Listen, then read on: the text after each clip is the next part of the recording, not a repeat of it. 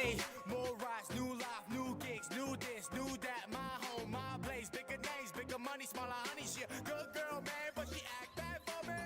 Yeah, checks in the Winners and losers of free agency. I'm very curious to see what your guys' takes are on this. Mastermind, let's start with you, man. Winners and losers of free agency. What do you make of the entire offseason, 2016 free agency? Winners and losers, what's your take?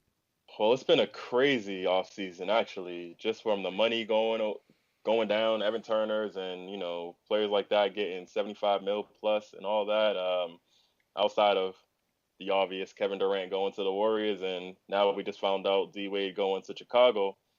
I'll save those to the end. I'll get to the ones who we really haven't talked about. A winner to me is the Spurs. Getting Pau Gasol, I think, was a big addition for that team. Tim Duncan, it looks like he's going to retire, so they have a filler for that position. Pau Gasol, I think he's always been an underrated player, in my opinion. People think he's soft. Can't be soft to winning championships, being part of the vital. Yeah, exactly. He got 2 of them, so he went to 3 finals appearances. Straight trips, yep. So Pau has the championship DNA badge. He knows what's going on, so I think that's a good fill-in. I think, I don't have to explain him. He has that mid-range game, same with Aldridge, so I think they'll be killer from that mid-range. I think they will be the one team in the West that can give the new Warriors team some run for their money. But we'll have to see because they are older. Tony Parker, he's going to have to average 9 points a game in the playoffs this year. 11 he's going to have to revert back to old Tony Parker if this team has any chance to do anything with that team. So the Spurs are definitely a winner. Of course, I think the Knicks are a winner. I know Derrick Rose is injury prone, but they made a big upgrade from the whole Jose Calderon and now Jose Calderon, member of the Lakers. And exactly, Tony Roten. So that alone is a big upgrade. Also signing Joakim Noah and Courtney Lee. I think those are big additions. Phil Jackson finally is starting to get the job done. That's $12 million. As Stephen A. Smith will say, is finally coming through. So Carmelo Anthony looks like he has help. Porzingis, hopefully he develops with all these players around him. Another one is the Pacers signing Al Jefferson, signing and trading for Jeff Teague. I think that was a good move as well. I think this will be the second best team in the East. Paul George, I think he's on I think he's on a mission. This is going to be a second year from the second year after that leg injury. So I think he is going to be missing the conference finals. Exactly. So he's going to be at another level. I think he's ready. Al Jefferson, only 31 years old, got a $30 million contract. Talk about cheap. So that's good for them. Another team that I can think of off rip, I got to say the Celtics. Even though they didn't get Kevin Durant, they still did improve. They don't have to use Tyler Zeller as their center anymore. They don't have to use Amir Johnson as their center. They have Kelly Olynyk. So they have Al Horford. That's a good move. I think that can get to the second round. Al Horford is a second round guy, so sorry, Boston fans. You probably get to that. He'll get you there, but he might even get a 7-game this year. Yeah, he'll get you there, but I think you still need a little bit more unless Jay Crowder, Marcus Smart does a little bit more. You know what Isaiah is going to give you. Let's see what those bench players give you. Let's see who fills in for I know you guys are going to lose Jared Sullinger this shit too. I don't think you guys are going to pay him, so I think you still have to fill it. Well, you still got Kelly, so I think he'll play him for his role. And losers, the Heat, OKC. I don't even have to describe why they're losers. We just know the Heat, the OKC, and the Bulls were at one point, but just from getting Dwayne Wade, I think they kind of made winners. And Rondo too. Don't hate. Yeah, he's okay. I got to see more from Rondo now that he's on a contender team again. Got something to prove now. You got to redeem himself. I get it. And I know this is nothing serious, but I think Joe Johnson and Boris Diaw going to the Jazz will finally get to the. I know he got the. I think the Jazz will finally get to the playoffs. I know the Jazz. They need to get to the playoffs. You forgot what Joe did this year in the playoffs, bro? Hey, it doesn't have to be anything, though. Leadership. He's not really a leader, but I think just his play, I think they'll get to the playoffs maybe. Now they have that shot to get to the playoffs. They have. I don't remember the last time the Jazz been to the playoffs, so I think just those two moves can kind of help them get to to where they want to get as a start, I guess. But outside of that, those are the winners. I can't think of any other winners. The Lakers, it's like neutral. You got Luol Deng. Deng, I think that Luol Deng wasn't a bad pickup. 4 years, $72 million, bad deal. 31 years old. He's a wing defender. He can help, those guys in the locker room. But on the court, I don't know how much left he has to give you. So I'm still interested to see what that would do. And Mozgov, 16 mil a year. That's a loser, in my opinion. I think there was more bigs out there that we could have looked at first. Hopefully I'm wrong, but I want to see. Yeah, exactly. He was out there, but we'll see what Mozgov's got. I'm still not sold on that signing in the first signing of the free agency. Come on now. But those are winners and losers of the free agency. BoldBarry, winners and losers. What you got, man? I'm gonna go a different route with the winners here. I'm not gonna go a specific team. I'm gonna go all NBA free agents are the biggest winners of this free agency period. All of them.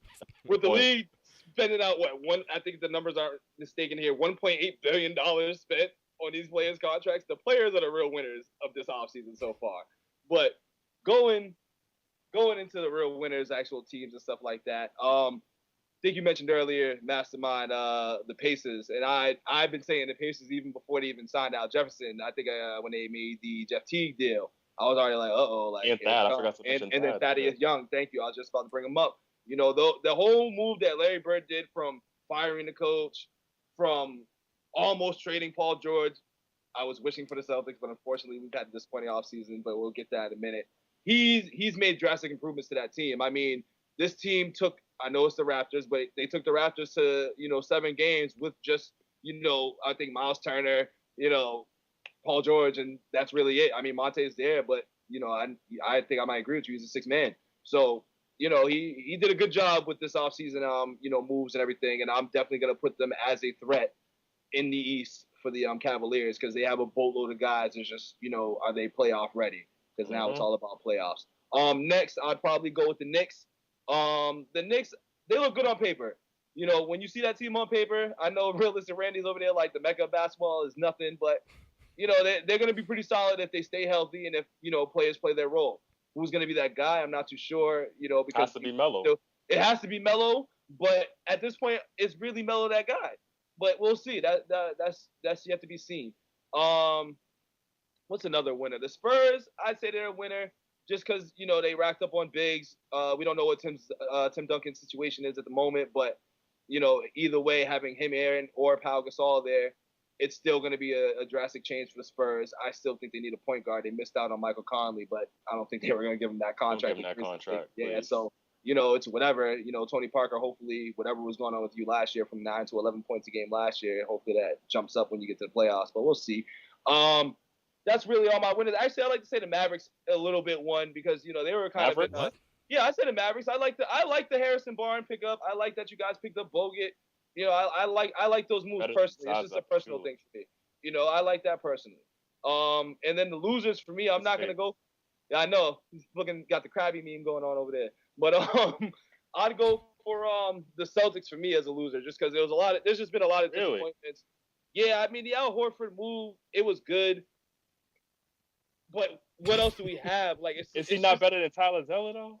He's better than Tyler Zeller, Kelly Olynyk, like whatever random center that we signed on those multi-year deals and stuff like that mid-season. He's better than all these dudes. I'm not gonna say that. Not knocking Horford at all.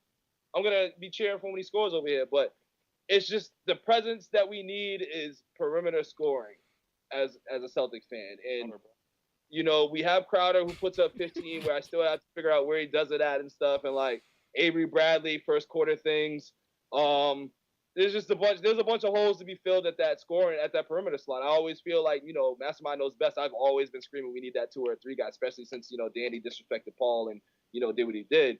But the Celtics ultimately are the real losers because we also lost out on KD. It was just what we were throwing all our fish in for. We threw all our bait for that and we lost out. So I look at that as the true losers of the offseason. That's really it. I mean, everybody else, I think, pretty much either remained the same, made solid moves. Like, you only have certain teams in the East that are really going to contend, and they did what they were supposed to do.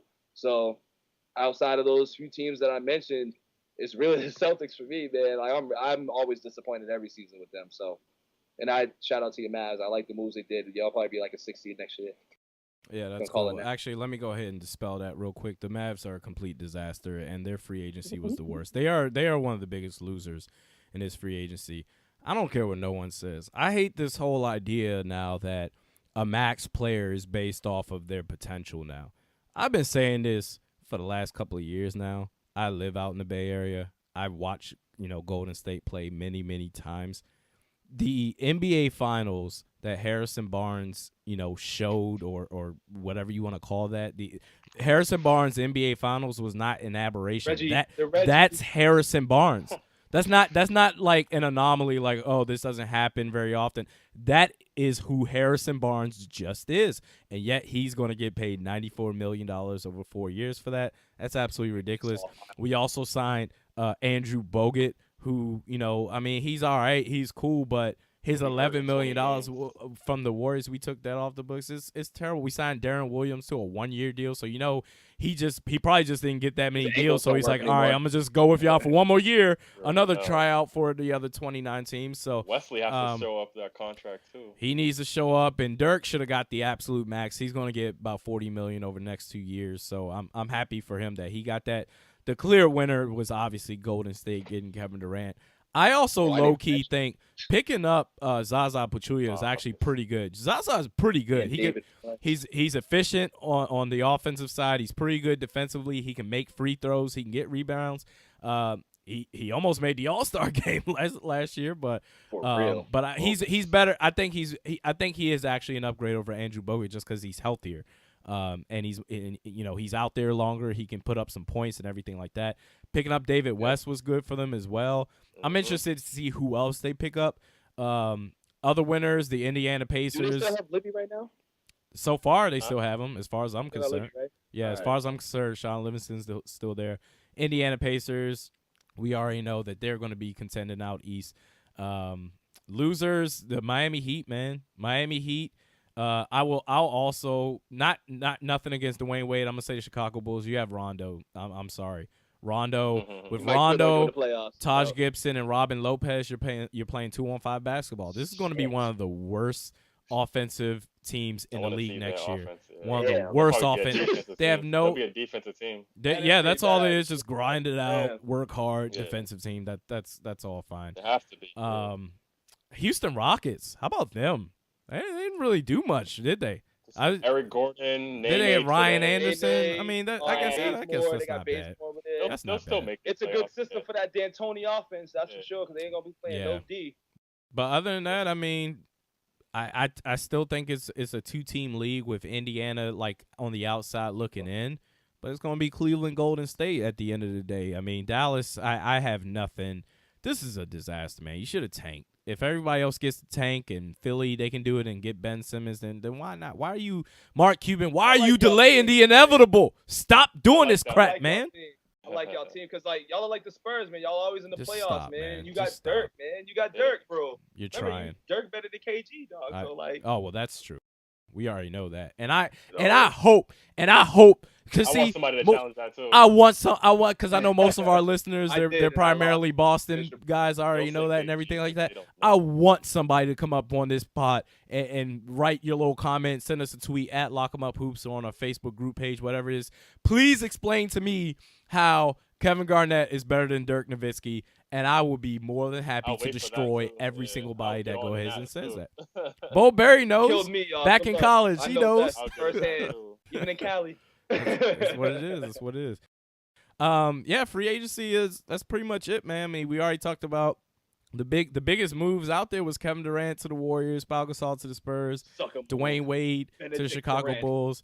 All the moves that the Indiana Pacers, man, and you know what? For the Knicks, for all the garbage and the slack or the ridicule and the criticism that I've given the New York Knicks, at least Phil Jackson's trying, man. He's done everything he could for this, at least for this year.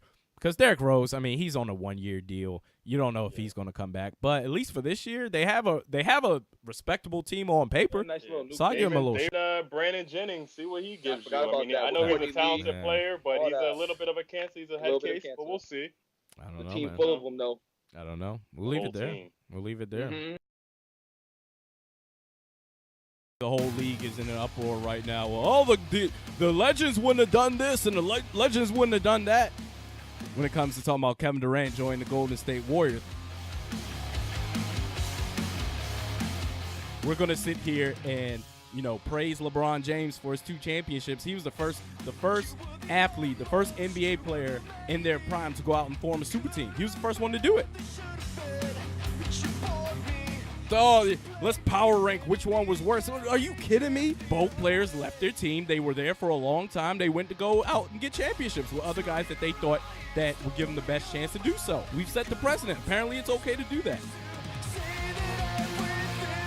Now I get a chance to show my face and my frustration. I still haven't gotten over the Vikings-Seahawks playoff game out at TCF Bank Stadium in Minneapolis. Big-time Minnesota Vikings fan, and everyone found out about Blair Walsh or the Blair Walsh Project, whatever it is you want to call it. Everyone said, oh, you just made one mistake.